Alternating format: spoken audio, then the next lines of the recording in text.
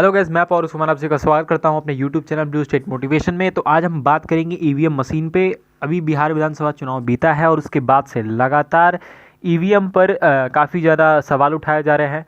और इसमें मैंने ये भी देखा है कि जो कांग्रेस के जो प्रधानमंत्री के दावेदार हैं उनके फेसबुक पेज पे मैंने एक वीडियो देखा है। इसमें कुछ लोग बैठे हैं, जैसे कुछ पूर्व जज हैं, उनके सामने वगैरह कोई लोग मिलकर आपस में ईवीएम हैक करने की कोशिश कर रहे हैं।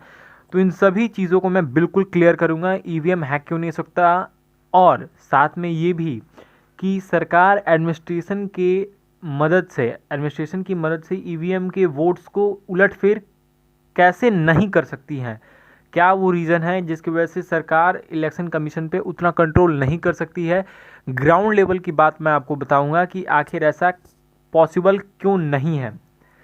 सबसे पहले तो मैं ईवीएम की टेक्निकल बात यही कर लेते हैं कि ईवीएम जो है मैन्युफैक्चर ईसीआईएल जो इलेक्शन कमीशन के सुपरविज़न में है उसके द्वारा किया जाता है। तो वहाँ से भी कोई सवाल नहीं उठता है कि आप वहाँ पे जाओ और उसमें कुछ खराबी कर दो ये। और इसके अलावा जो ईवीएम मशीन होती है वो काफ़ी ज़्यादा ट्रांसपेरेंट, उसका सोर्स कोड और उसका हार्डवेयर आर्किटेक्चर है काफ़ी ट्रांसपेरेंट है, कोई दिक्कत नहीं है उसमें। आप उसको किसी भी तरीके से उस पर सवाल नहीं उठा सकते हैं।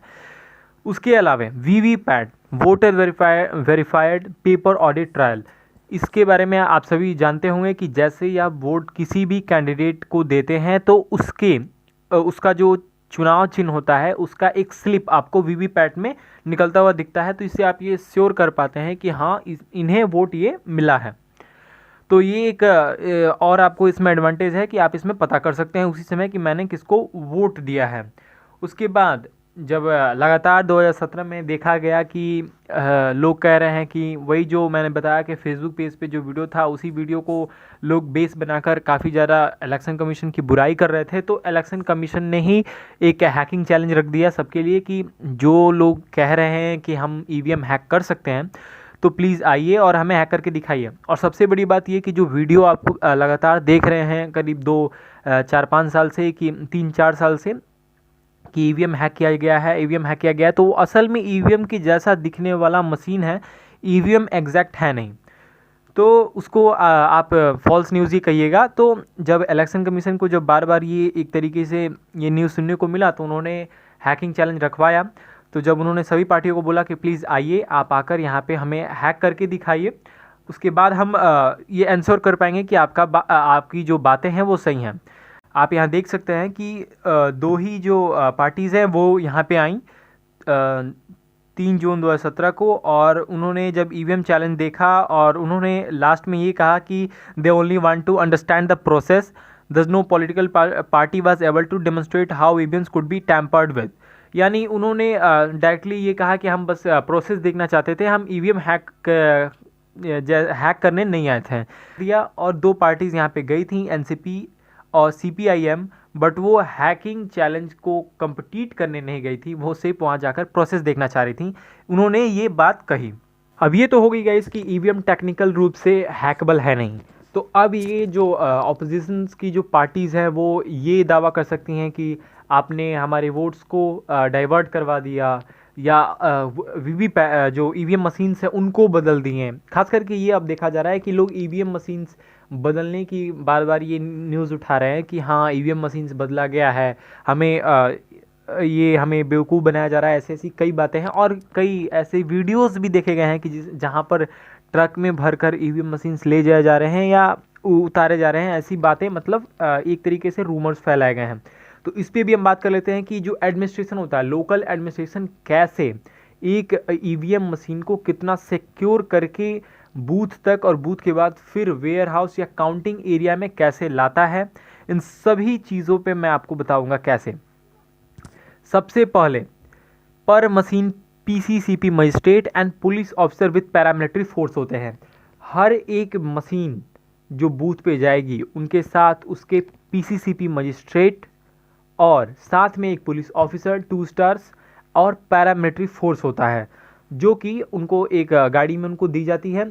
और इसके साथ ही उन्हें एक काफ़ी ज़्यादा स्ट्रिक्ट वार्निंग दी जाती है कि जब भी आप इस मशीन को लेकर जाएंगे तो बीच में कहीं नहीं रुकेंगे और सीधे वहाँ जाएंगे, वहाँ डिलीवर करेंगे। उसके बाद तुरंत जब वहाँ पे सील होगा तो उसके तुरंत बाद जब वोटिंग ख़त्म होने के बाद जब सील होगा तो लेकर आप उसको जहाँ पर आपको रखने को कहा गया है आप उसको वहीं रखेंगे। किसी भी प्राइवेट एरिया में आप उसको नहीं रख सकते हैं। जहाँ पर आपको अथॉरिटी दी गई है कि वहाँ रखना है आप उस मशीन को वहीं रखेंगे, ऐसा इनको इंस्ट्रक्शन दिया जाता है। ऑब्जर्वर, देखिए जब भी किसी डिस्ट्रिक्ट में चुनाव हो रहे होते हैं राज्य में, तो वहाँ पे ऑब्जर्वर इलेक्शन कमीशन के द्वारा भेजा जाता है। यह इलेक्शन कमीशन के ईयर एंड आइज होते हैं। ये चीज़ों को ऑब्जर्व करते हैं और सीधे इलेक्शन कमीशन को रिपोर्ट करते हैं। इनका काम लोकल एडमिनिस्ट्रेशन में कोई दखल देना नहीं होता, वो बस देखते हैं क्या चल रहा है और उसको वो रिपोर्ट करते हैं। तो ये एक तरीके से कहा जाए कि लोकल एडमिनिस्ट्रेशन पे पकड़ बनाने के लिए इलेक्शन कमीशन के द्वारा ऑब्जर्वर भेजे जाते हैं। और आपको नेक्स्ट ये दिखेगा sector magistrate. Sector magistrate PCCP के ऊपर होते हैं और अपने एरिया सेक्टर में अपने क्षेत्र के जितने भी बूथ्स होते हैं उस पर वोटिंग के दिन पूरी नज़र इनकी रहती है। वो एक एक चीज़ को क्लैरिफाई भी करते हैं। उसके बाद है पुलिस ऑब्जर्वर। अधिकतर देखा जाता है कि लोग कह रहे हैं कि पुलिस यहाँ पे ऐसे कॉर्पोरेट नहीं कर रही है, ऐसे ऐसी बातें उठती हैं। तो इस मामले में मैं आपको बता दूं कि पुलिस ऑब्जर्वर भी इलेक्शन कमीशन के द्वारा रिक्रूट किए जाते हैं ताकि पुलिस की गतिविधियों पर वो ध्यान दें।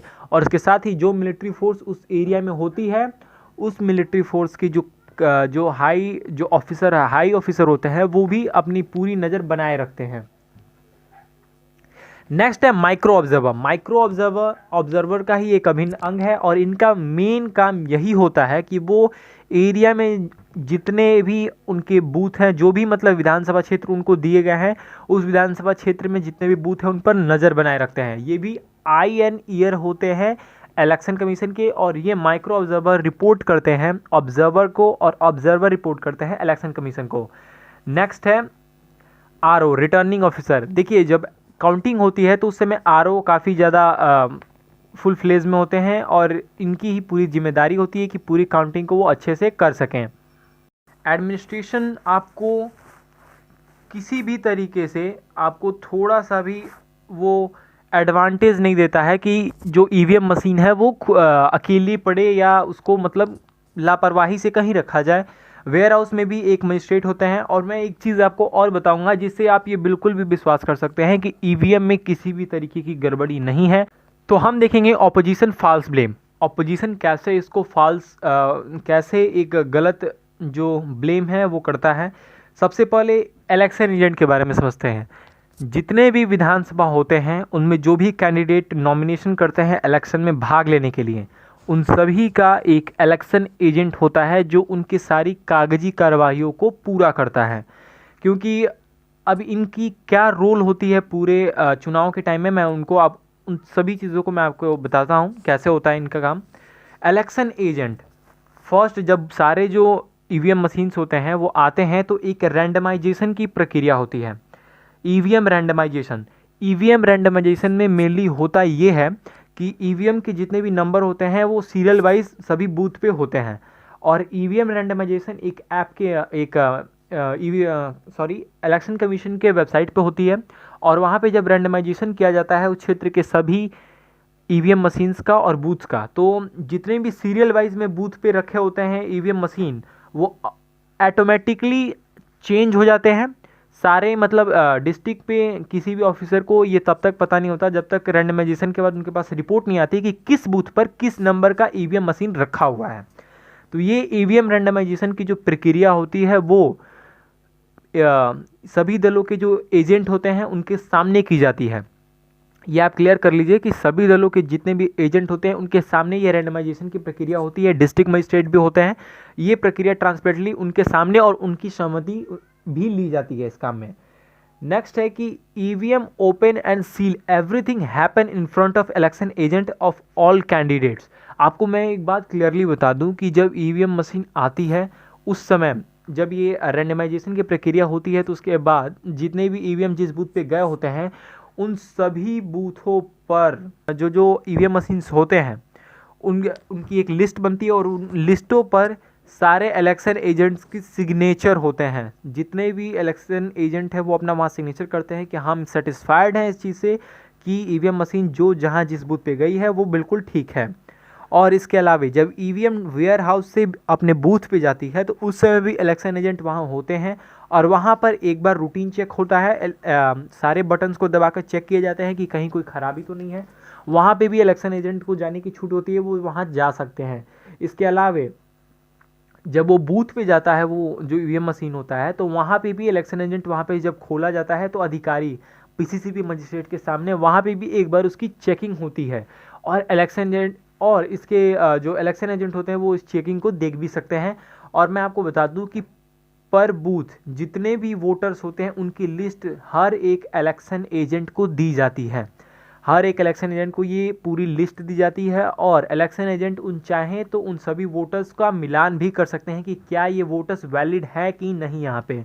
तो आप इस चीज़ को बहुत क्लियरली समझ लीजिए कि जब लिस्ट जब आपको मिल जाएगी किसी भी बूथ के जितने भी वोटर्स हैं तो कहीं भी कोई गुंजाइश नहीं है कि कोई गलती होगी। और सब पे इस बार तो 1000 पर बूथ वोटर्स थे, तो इस बार तो और इजी हो गया था किसी भी चीज़ को मिलाना, क्योंकि ज़्यादा भीड़ भी नहीं होता था और जितने भी पार्टी के कैंडिडेट इलेक्शन एजेंट थे वो हर एक बूथ पे आसानी से नज़र बनाए हुए थे। तो इस तरीके से आप समझ सकते हैं कि कितना ट्रांसपेरेंटली एक जो इलेक्शन है वो कंडक्ट किया जाता है। और आप इसमें देख सकते हैं कि सभी पार्टी के इलेक्शन एजेंट इसमें होते हैं। और आपको मैं बता दूं कि इलेक्शन एजेंट हर एक चीज़ पे उनकी निगाहें होती हैं, यहाँ तक कि काउंटिंग जिस दिन होती है तो काउंटिंग एरिया जहाँ पे जिस विधानसभा का रखा हुआ है वहाँ पे जब जाकर सारा जो ईवीएम मशीन है वो रख दिया जाता है तो फिर वहाँ पे ये जो इलेक्शन एजेंट होते हैं वहाँ पे वो रुक सकते हैं रात में। उनको रात में रुकने की सुविधा तक दी जाती है, वो रात में रुककर रात भर उसकी पहरेदारी तक कर सकते हैं सभी इलेक्शन एजेंट।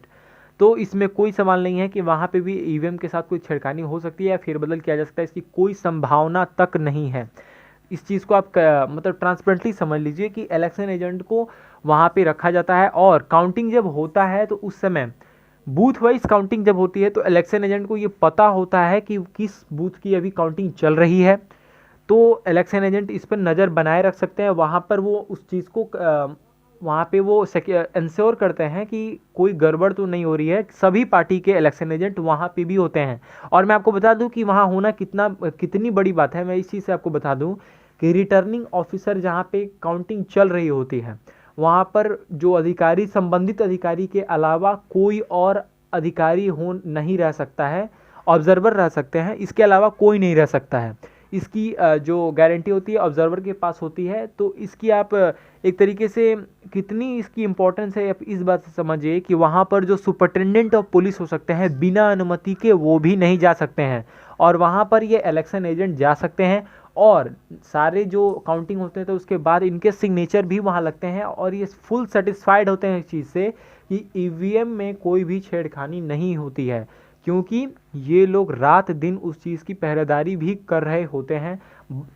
मैंने देखा है कितने अभी मतलब इलेक्शन एजेंट्स थे वहाँ पे, वो अपनी टीम के साथ वहाँ पे रुके रहते थे। तो एक तरीके से कोई सवाल ही नहीं बनता है कि कोई ईवीएम मशीन को हैक कर सकता है, क्योंकि इसमें इलेक्शन कमीशन अपने तरफ से काफ़ी ज़्यादा इस चीज़ को इंश्योर करता है। फिर लोकल एडमिनिस्ट्रेशन इस चीज़ को काफ़ी ज़्यादा इंश्योर करता है, क्योंकि उनकी खुद की करियर का सवाल होता है, उनकी नौकरी का सवाल होता है। और इसके अलावा ऑल पार्टीज़ के जितने इलेक्शन एजेंट होते हैं वो भी वहाँ होते हैं। तो कैसे ये पॉसिबल है कि एक ईवीएम मशीन को इतनी सिक्योरिटी के बावजूद भी कोई हैक कर सकता है। तो आशा करता हूँ कि आप इस चीज़ को समझ गए होंगे और प्लीज़ कोई भी फॉल्स न्यूज़ पे जल्दी भरोसा नहीं कीजिए, चाहे आप किसी भी पार्टी के समर्थक हैं। Thank you very much.